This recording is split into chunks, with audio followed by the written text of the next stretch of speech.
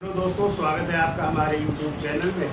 तो देखिए आज चर्चा करनी प्रांतीय राजवंशों की, और प्रांतीय राजवंशों में जिस राज्य की हम चर्चा करेंगे वो राज्य होगा अवध। और अवध की जो सीमाएं थी वो पश्चिम में कन्नौज से लेकर के पूरब में जो है बिहार में कर्मनाशा नदी तक विस्तृत थी। तो कह सकते हैं इस प्रकार जो है जो अवध राज्य था वो किसके बीच स्थित था? मराठों और अंग्रेजी साम्राज्य के बीच स्थित था। इसलिए इसे जो है बफर स्टेट कहा जाता है। क्या कहते हैं? क्योंकि दो राज शक्तियों के बीच स्थित था। कौन सी दो शक्तियां? मराठा और अंग्रेजों के बीच ही स्थित था, इसलिए इसे बफर स्टेट के नाम से जाना जाता है। और कहते हैं यही अवध साम्राज्य था जिसने अंग्रेजों के लिए धाय की भूमिका निभाई थी, यानी पालन पोषण का कार्य किया था। किसके लिए? अंग्रेजों के लिए। तो कभी आ जाए कौन सा राज्य था जिसने अंग्रेजों की धाय की भूमिका निभाई थी? तो वो था अवध। ठीक है। अब यदि आ जाए अवध राज की स्वतंत्र सत्ता की स्थापना किसने की? अवध राज के संस्थापक कौन थे? तो 1722 में जो है सादत खां बुरहानुल मुल्क ने जो है अवध साम्राज्य की स्थापना की थी। तो कहते हैं जो सादत खां था इसको मोहम्मद शाह रंगीला ने 1720 ईस्वी में क्या बनाया था? अवध का सूबेदार बनाया था पहले। ठीक है। और इसको जो है आगरा की भी जो है सूबेदारी प्रदान की थी, या आगरा का भी गवर्नर बनाया था 1720 से 22 ईस्वी तक। और उस दौरान कहते हैं कि इसका शासन जो है उसने अपने नायब सूबेदार जो है नीलकंठ नागर द्वारा चलाया था। कभी आ जाए कि आगरा का भी गवर्नर था वो, तो उसका प्रशासन किसके द्वारा चलाया गया? तो नीलकंठ नागर द्वारा चलाया गया था। और कहते हैं सादत खान ने अपनी राजधानी बनाया था किसको? फैजाबाद को। किसको राजधानी बनाया था? फैजाबाद को अपनी राजधानी बनाया था। अब देखिए यही इसके बाद जो है सादत खान की हमने आपको उस दिन चर्चा की थी कि 1739 में क्या हो जाएगी? मृत्यु हो जाएगी, जब नादिर शाह का आक्रमण हुआ था।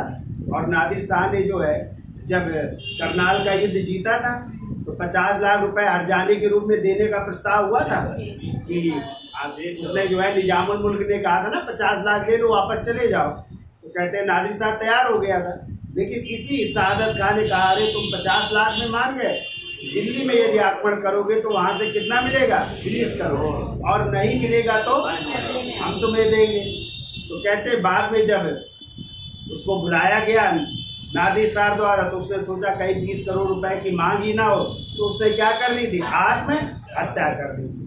तो वो आत्महत्या कर लेता है सादत खान। फिर इसके बाद उसका बेटा बना सफदर जंग। कौन बना? सॉरी, दामाद भी था, भतीजा भी था, और उसका नाम था सफदर जंग बनता। और यही सफदर जंग था जो अहमद शाह का क्या बना था? वजीर बना था ना सफदर जंग। और सफदर जंग के बाद जो है उसका बेटा अगला नवाब बना था जिसका नाम था शुजाउद्दौला। का नाम सुना है? अवध के नवाब शुजाउद्दौला। और यही शुजाउद्दौला का क्वेश्चन आता है कि जब पानीपत का तृतीय युद्ध हुआ था तो 1761 में हुआ था, 14 जनवरी 1761 को अहमद शाह अब्दाली का साथ किस अवध के नवाब ने दिया था? तो शुजाउद्दौला ने जो है साथ दिया था। लेकिन जब हुआ बक्सर का युद्ध 22 अक्टूबर 1764 को हुआ था जिसमें अंग्रेजों ने पराजित किया था किसको? हाँ, इसी अवध के नवाब शुजाउद्दौला, मुगल बादशाह शाह आलम द्वितीय और बंगाल का पदस्थ नवाब मीर पराजित हुए थे। तो अवध के नवाब शुजाउद्दौला से लॉर्ड क्लाइव ने इलाहाबाद की द्वितीय संधि की थी। और वो कब हुई थी? 16 अगस्त 1765 को हुई थी। और इसी में जो है उनसे 50 लाख रुपए क्या मांगा गया? हर्जाना। और ना दे पाने की स्थिति में उनको अपने 2 जिले देने पड़े थे, कड़ा और मानीपुर देने पड़े थे। और कहते हैं बाद में जो है 1773 में इसी शुजाउद्दौला ने वारेन हेस्टिंग्स से एक संधि की थी, बनारस की संधि। कौन सी? तो 1773 में बनारस की संधि की थी। और कहते हैं उसी संधि द्वारा जब उसने 50 लाख रुपए वो हर्जाना वापस किया तब उसको कड़ा और मानिकपुर प्राप्त हुआ। ठीक है। फिर इसके बाद आसफुद्दौला शासक बना जिसने कि आपको पता है राजधानी लखनऊ को बनाया, और लखनऊ में बड़ा इमाम बाड़ा देखा है, उसकी भी स्थापना की थी। फिर जो है अगले और शासक बनते हैं, लेकिन आ जाए अवध का अंतिम नवाब कौन था? तो वाजिद अली शाह थे। कौन थे? जो अख्तर पिया के नाम से क्या लिखते थे? कविताएं भी लिखते थे। और उन्हीं की पत्नी का नाम था महक परी या बेगम हजरत महल। किसके? वाजिद अली शाह की पत्नी। और उनके एक बेटा था जिसका नाम था बिरजिस। और आपको पता है वाजिद अली शाह जब कहते हैं कि जो है लॉर्ड डलहौजी ने उन पर कुप्रशासन का आरोप लगाया अवध के नवाब पर। और किसकी रिपोर्ट पर? सरकारी। तो जेम्स आउटरम की सरकारी रिपोर्ट के आधार पर कुप्रशासन का आरोप लगा करके अवध को ब्रिटिश साम्राज्य में मिला और वाजिद अली शाह को पकड़ करके कलकत्ता भेज दिया गया। वहीं तो उनकी मृत्यु हो गई। तभी जो है 1857 के विद्रोह में भाग लिया था वाजिद अली शाह की पत्नी। किसने? बेगम हजरत महल। लेकिन पराजित होती है। अब फिर वो कहाँ भाग गई? नेपाल भाग जाती, उनका कुछ भी पता नहीं चलता। तो ये कहानी है किसकी? अवध के नवाबों की। तो चलिए चर्चा कर लेते हैं, लिख लेते हैं। तो हेडिंग डाल लीजिए अवध। तो लिखिए अवध राज्य की सीमाएं पश्चिम में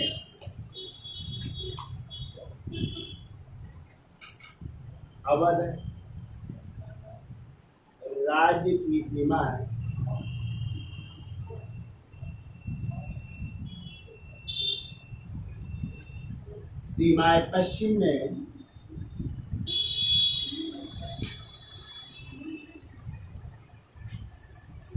पश्चिम में कन्नौज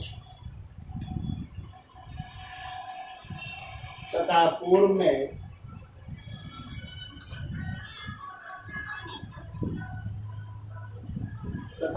में कर्मनाशा नदी तक है विस्तृत थी। कर्म नासा नदी तक विस्तृत थी।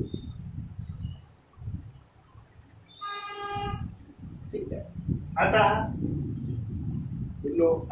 यह मराठों और अंग्रेजी राज्य के बीच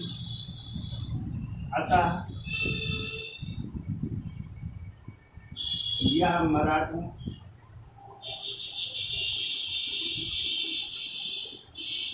और अंग्रेजी राज्य के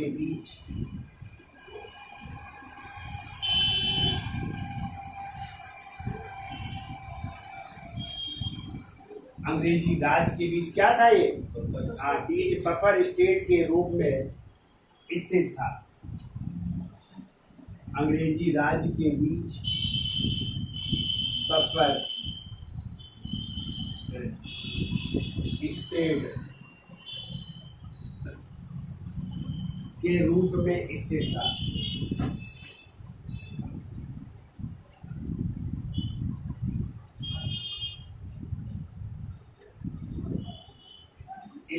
ठीक है। आगे लिखो। इसने अंग्रेजी साम्राज्य के पोषण में धाय की भूमिका निभाई। या अवध ने लिख लो। अवध ने अंग्रेजी साम्राज्य के पोषण में अंग्रेजी साम्राज्य के पोषण में या भरण पोषण में धाय की भूमिका निभाई।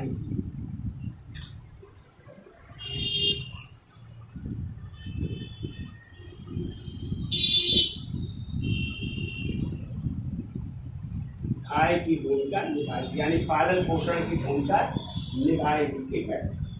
अब देखो इस वंश के संस्थापक कौन है? तो देखिए अवध के स्वतंत्र राज्य के संस्थापक 1722 ईस्वी में शहादत खां बुरहानुल मुल्क।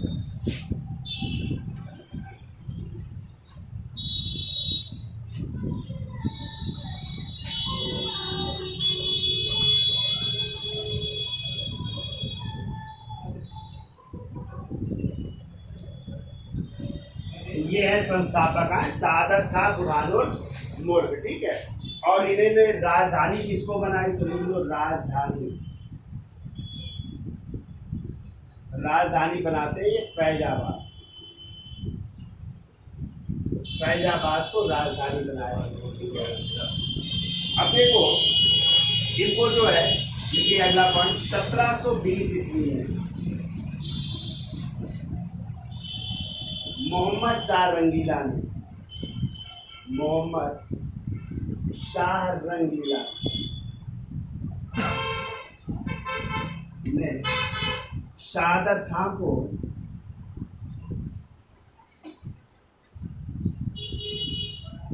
अवध का सूबेदार बनाया।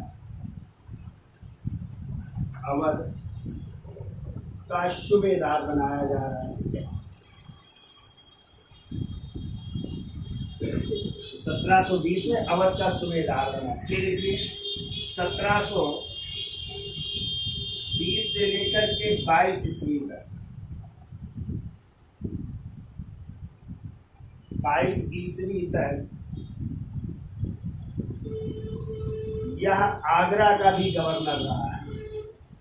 आगरा का गवर्नर रहा और इस समय इसका कार्यभार किसने, नीलकंठ नागर द्वारा है। नीलकंठ नागर ये आगरा के सह सूबेदार थे, सह सूबेदार द्वारा चलाया गया। चलिए हम बोल देते हैं। देखो 1720 से 22 तक यह आगरा का गवर्नर रहा, जिसका शासन उसने अपने नायब सूबेदार, जिसका शासन उसने अपने नायब सूबेदार या सह सूबेदार किसके द्वारा, नीलकंठ नागर द्वारा चलाया। सह सूबेदार नीलकंठ नागर द्वारा चलाया। फिर हमने आपको बताया था कब मृत्यु हो जाएगी इसकी, 1739 ईस्वी में है मृत्यु। कैसे हो गई मृत्यु, आत्महत्या कर लेता है ना। चूंकि बुलाता है कौन, नादिर शाह है। इसमें सोचा कहीं 20 करोड़ की मांग ना कर दे, तो वहां पहुंचने से पहले उसने जो है आत्महत्या कर दी। अब जब ये हत्या कर लेता है तो इसका भतीजा एवं दामाद होता है, जिसका नाम है सफदर जंग, अगला नवाब बनता है। ठीक है, तो इसका स्क्रीनशॉट ले लो, फिर आगे चलते हैं।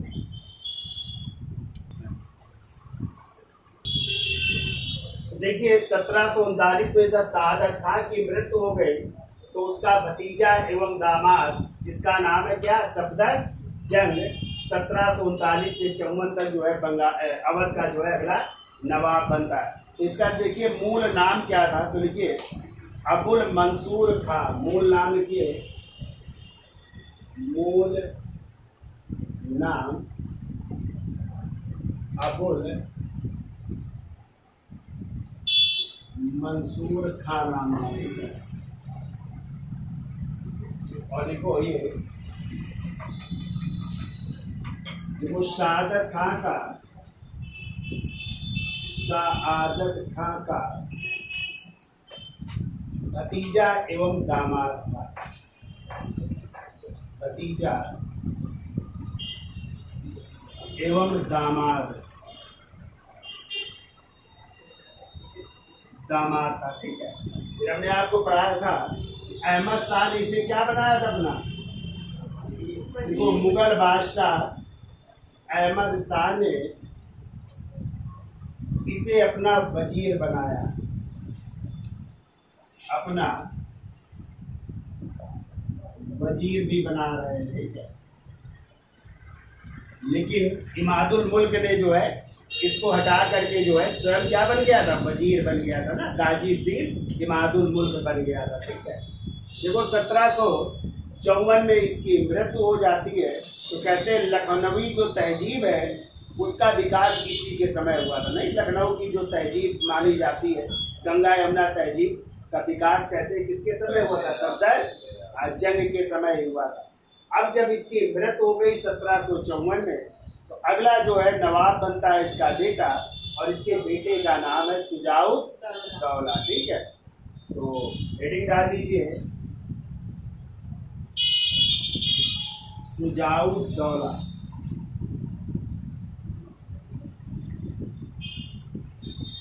टाइम लिखिए 1754 से लेकर के 1775 ईस्वी तक।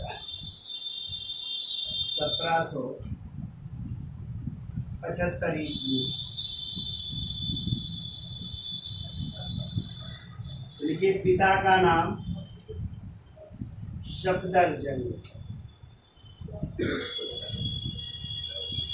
तो सफदरजंग का पुत्र है ये, ठीक है।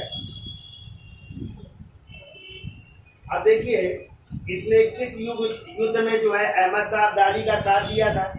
पानीपत के तृतीय युद्ध में। तो लिखिए 14 जनवरी 1761 ईस्वी में हुए पानीपत के तृतीय युद्ध में,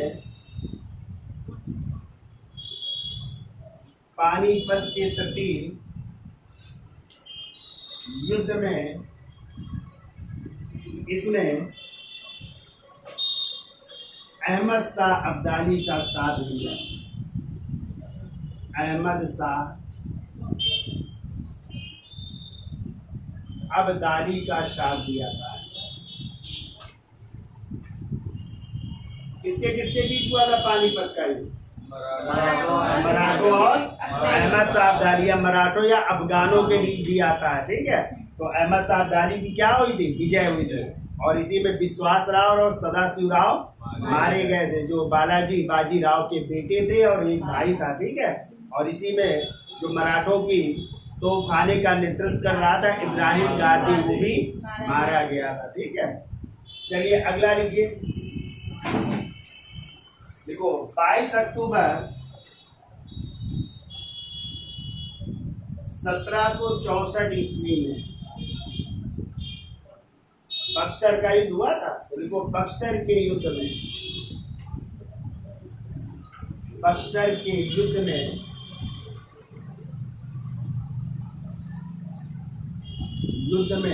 अंग्रेजों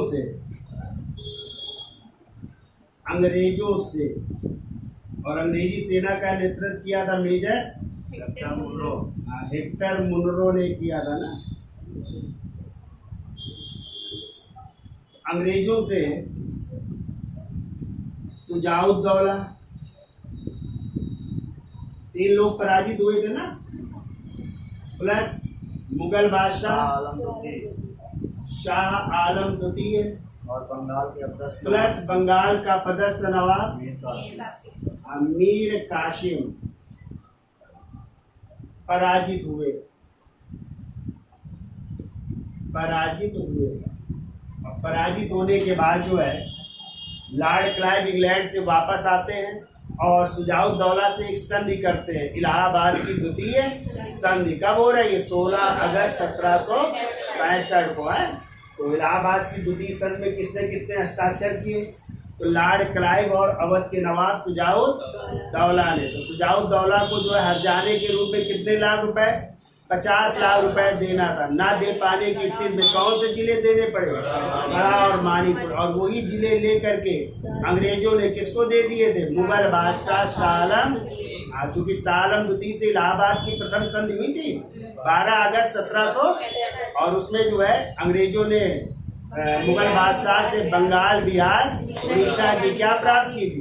दीवानी प्राप्त की। पीछे हमने पढ़ाया था ना। तो चलिए इसका स्क्रीनशॉट ले लो, फिर आगे चलते हैं। तो देखिए कौन से जिले देने पड़े अवध के नवाब को? कड़ा और मानीपुर के जिले। कौन सी संधि में? इलाहाबाद की द्वितीय संधि। कब हो रही है? 16 अगस्त 1700। अब ये जिले कब वापस मिलेंगे? 1773 में बनारस की संधि होगी। किससे होगी? वारेन हेस्टिंग से, ठीक है। हाँ, तो वारेन हेस्टिंग और शुजाउद्दौला के बीच होगी। चलिए लिखिए शुजाउद्दौला ने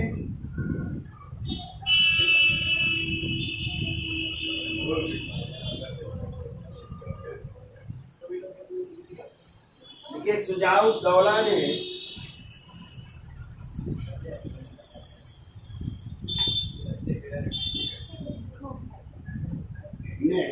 1773 73 ईस्वी में वारेन हेस्टिंग्स में वारेन हेस्टिंग्स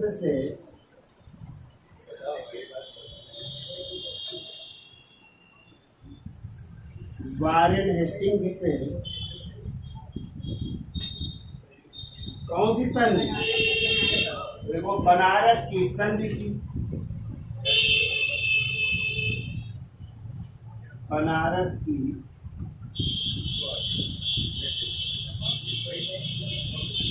संधि की,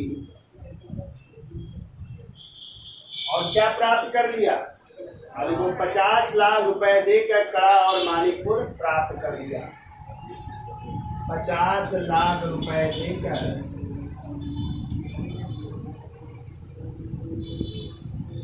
देकर कड़ा व मानिकपुर प्राप्त कर लिया।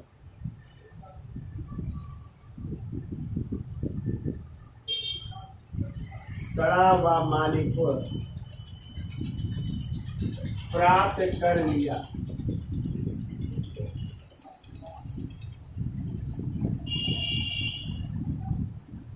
तो फिर से कड़ा और मानिकपुर प्राप्त हो जा रहे हैं, ठीक है।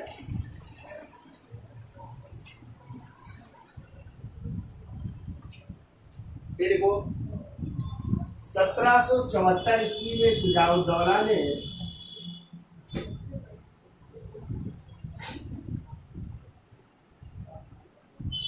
1774 ईस्वी में शुजाउद्दौला ने रुहेलखंड पर आक्रमण कर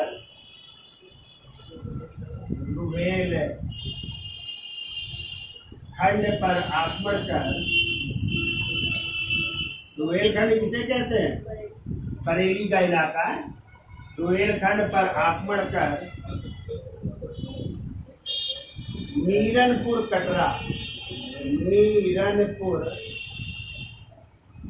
कटरा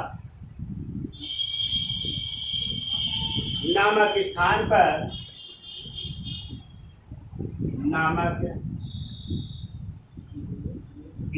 पर रुहेला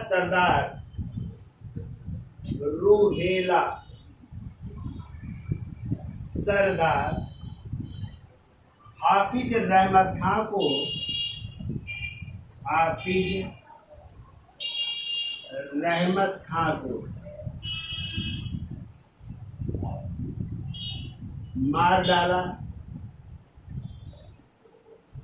मार डाला और रुहेलखंड को अवध साम्राज्य में मिला लिया। और रुहेलखंड को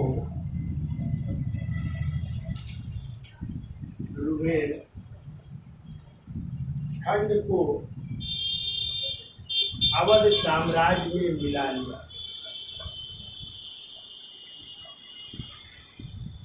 अवध साम्राज्य में मिला लिया।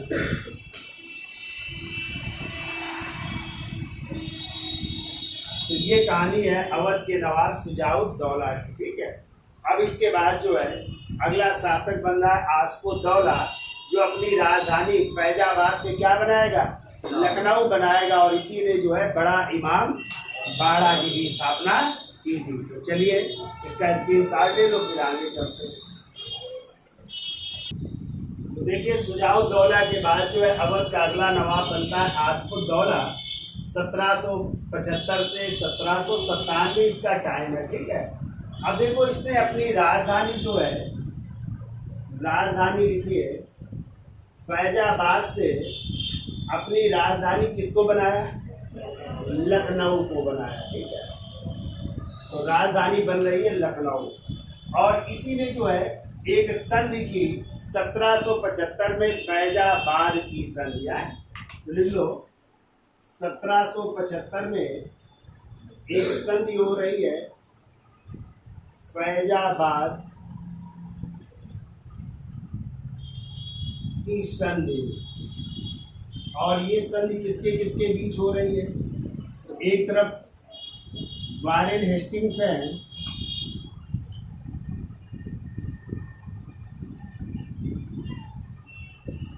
और दूसरी तरफ जो है आसफुद्दौला है।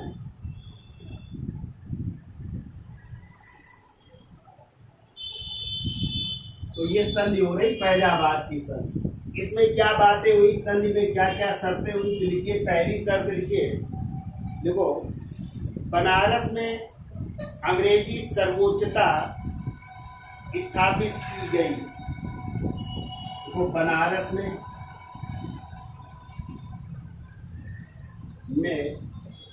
अंग्रेजी, अंग्रेजों की अंग्रेजी सर्वोच्चता स्थापित की गई।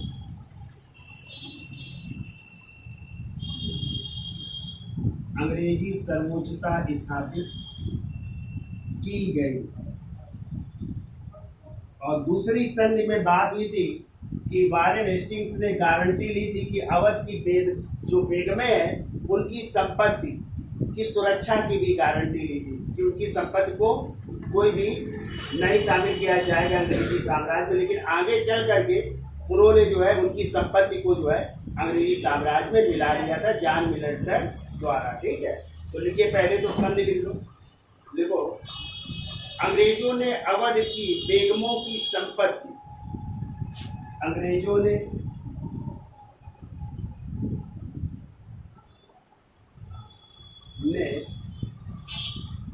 अवध की बेगमों की संपत्ति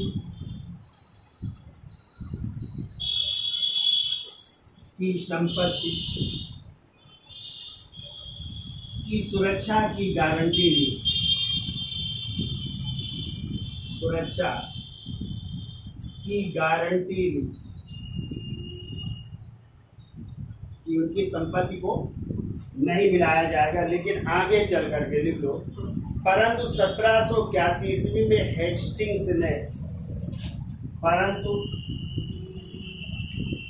1781 ईस्वी में वारेन हेस्टिंग्स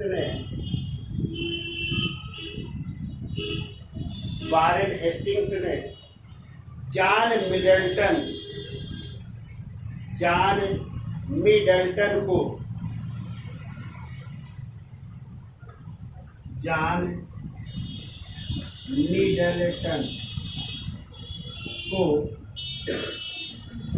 अवध की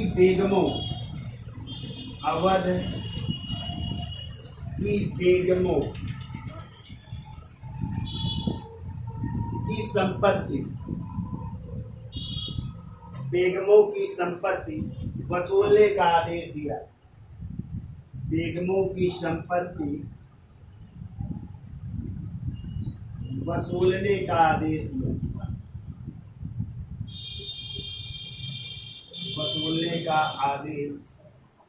दिया। कहते सुजाऊ दौला की बेगम थी, उनके पास बहुत संपत्ति थी। ठीक है, तो पहले तो सुरक्षा की गारंटी ली किस संधि द्वारा, फैजाबाद की संधि। लेकिन आगे चल करके 1781 में इसी वारेन हेस्टिंग्स ने किससे, जॉन मिडल्टन को जो है अवध की बेगमों की संपत्ति को वसूलने का भी आदेश दे रहा है। ठीक है, देखिए अगला पॉइंट, आसफुद्दौला दौला ने 1784 में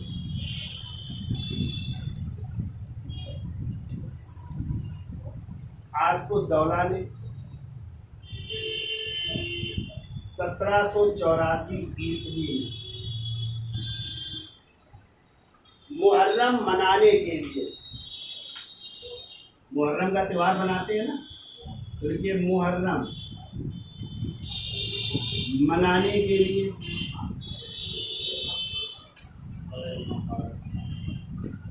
क्या बनवाया, बड़ा इमाम बाड़ा। इसे आप लोग क्या कहते हैं, ढोल है, भुलैया भी कहते हैं ना। देखो, बड़ा इमाम बाड़ा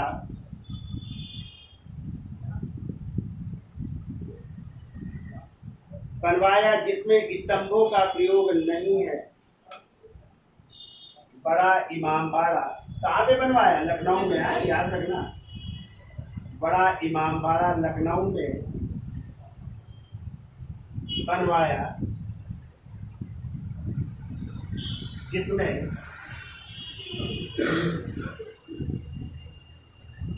स्तंभों का प्रयोग नहीं है।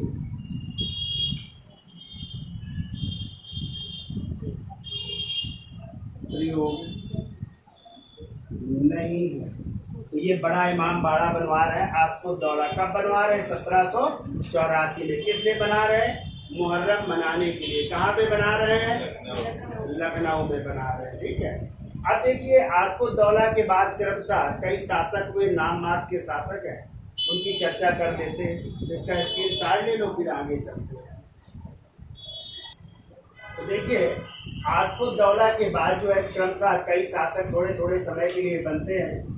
तो आसफुद्दौला के बाद उनका बेटा जिसका नाम था वजीर अली कब बना शासक? 1797 से। और कितने साल के लिए?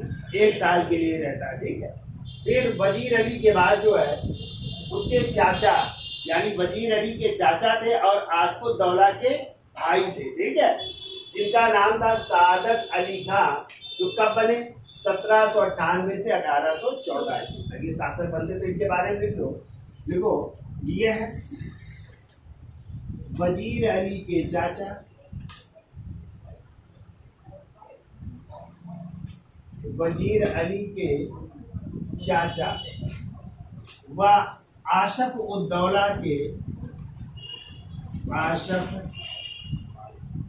उद्दौला के भाई थे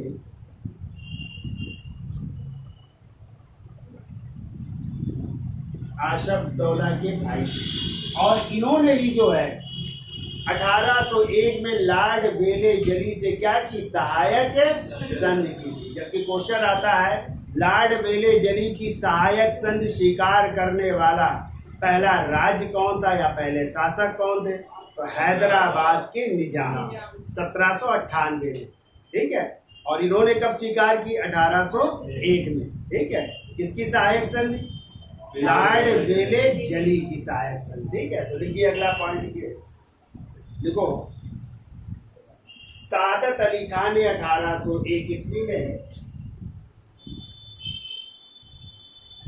सादत अली खान ने 1801 ईस्वी में लॉर्ड वेले जली की सहायक संधि स्वीकार की। लॉर्ड वेले जली की सहायक संधि स्वीकार की। सहायक संधि स्वीकार किया।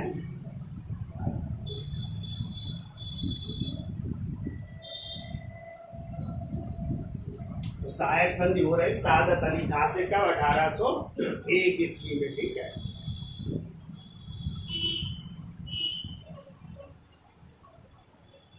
अगला पॉइंट को 1809 ईस्वी में इसे राजा की उपाधि प्रदान की गई। 1809 ईस्वी में इसे राजा की उपाधि प्रदान की गई।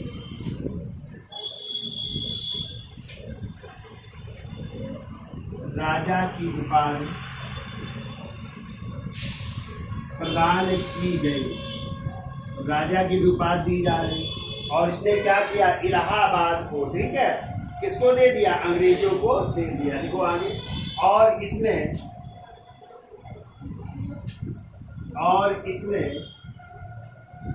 इलाहाबाद जिला अंग्रेजों को दे दिया।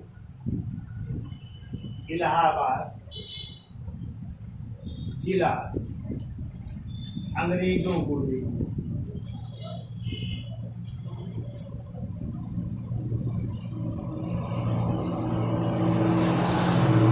अंग्रेजों को दे दिया जा रहा है इलाहाबाद का जिला। ठीक है। अब इसके बाद जो है कई शासक बनते हैं, उनके नाम लिख लो एक एक लाइन में। तो देखो गाजी उद्दीन हैदर अली खां, गाजी उद्दीन हैदर अली खां। और इनका टाइम लिखिए 1814 से 1827। 1814 से 1827। और एक पॉइंट इनके उसमें लिख लीजिएगा। देखिए लॉर्ड हेस्टिंग ने इन्हें 1815 में लॉर्ड हेस्टिंग्स ने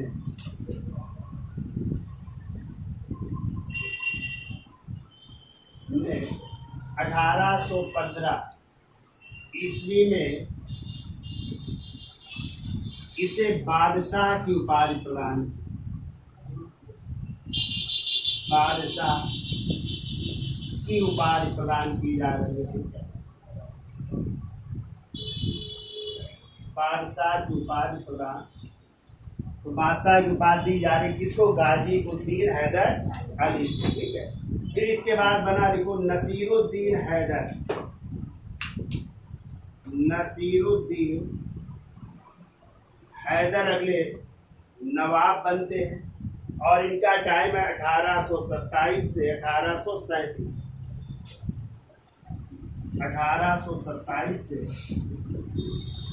1837 ईस्वी।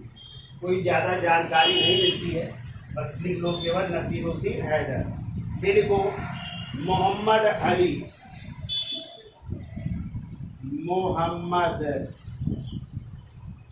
अली अगले नवाब बन रहे हैं और इनका टाइम है 1837 से लेकर के 1842 तक।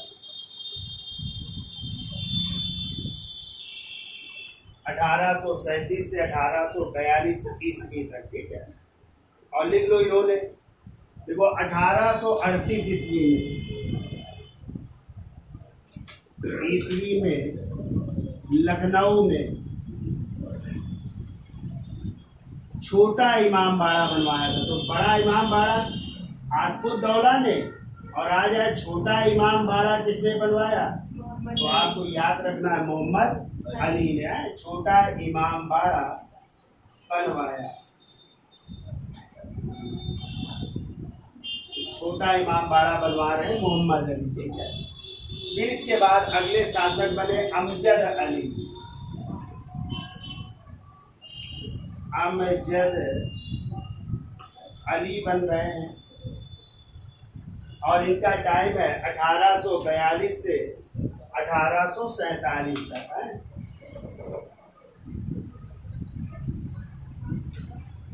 1842 से 1847 ईस्वी तक। ठीक है।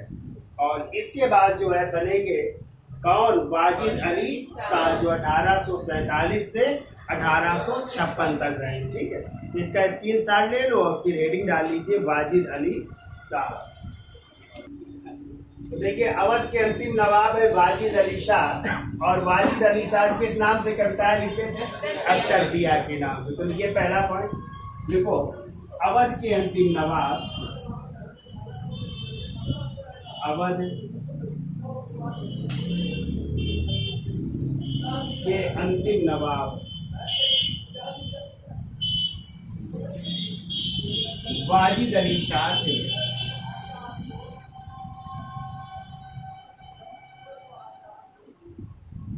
वाजिद अली शाह थे जो अख्तर पिया के नाम से कविताएं लिखते थे।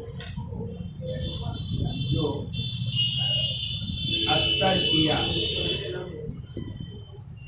के नाम से कविताएं लिखते थे।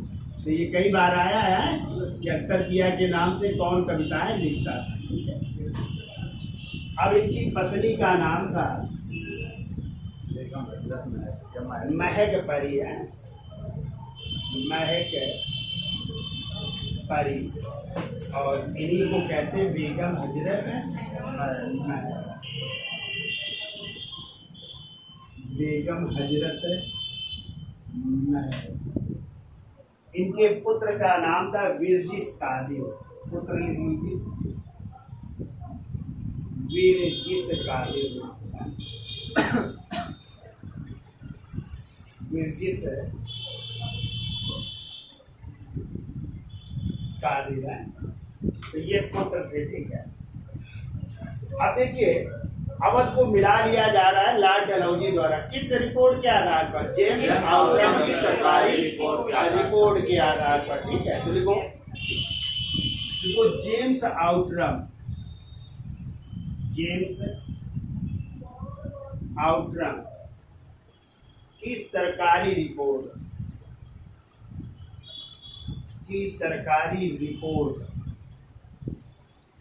एवं बिशप हैबर के एक पादरी थे, उनको बिशप हैबर को गैर सरकारी रिपोर्ट के आधार पर, गैर सरकारी रिपोर्ट के आधार पर, रिपोर्ट के आधार पर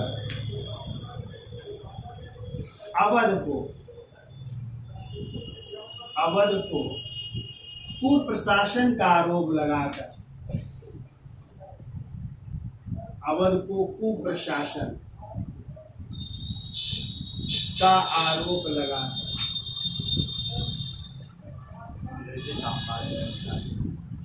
लगाकर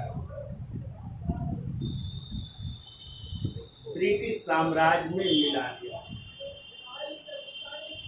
ब्रिटिश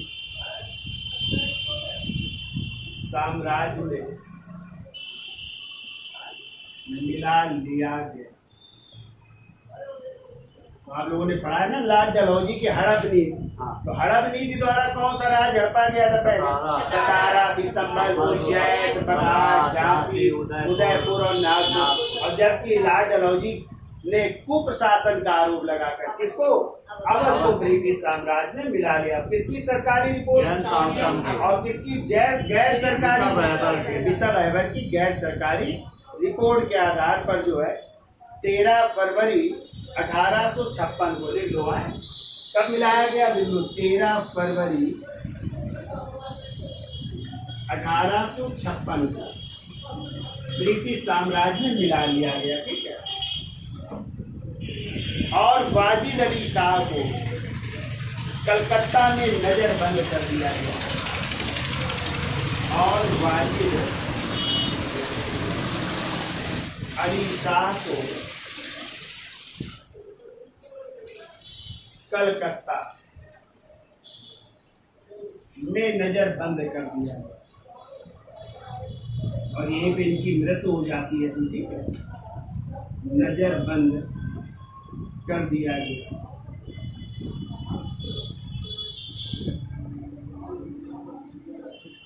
कलकत्ता में नजरबंद कर दिया जा रहा है। ठीक है, देखो वाजिद अली शाह की बेगम, और बेगम कौन थी? हजरत महल ने, हजरत महल ने 1857 के विद्रोह में भाग लिया।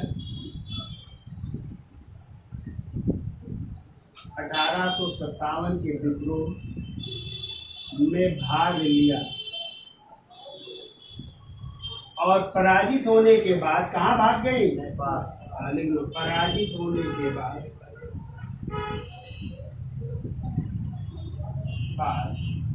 नेपाल भाग गई। नेपाल भाग गई।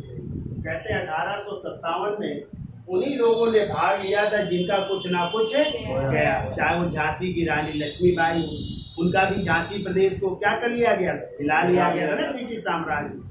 और दूसरा चूंकि उनके भी दत्तक पुत्र था ना, तो लॉर्ड डलहौजी की हड़प नीति क्या थी? यदि किसी के वैध पुत्र नहीं है तो ऐसे राज्यों को ब्रिटिश साम्राज्य में हिला लिया जाए। चाहे वो आपके पूना के जो है नाना साहब धोंधूपन, तो बाजीराव द्वितीय के दत्तक बेटे थे ना, इनका भी साम्राज्य छीन लिया गया था। तो सभी उन्हीं लोगों ने भाग लिया जिनका कुछ ना कुछ गया था। जैसे इनका भी अवध साम्राज्य मिला लिया गया, तो इन्होंने भी 1857 के विद्रोह में भाग लिया था। ठीक है, अगला पॉइंट को, डलहौजी ने अवध को दुधारू गाय की संज्ञा दी है। डलहौजी ने अवध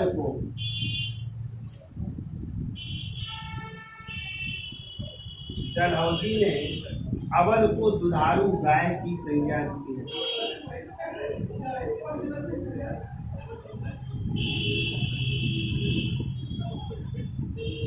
दुधारू गाय की संज्ञा दी है।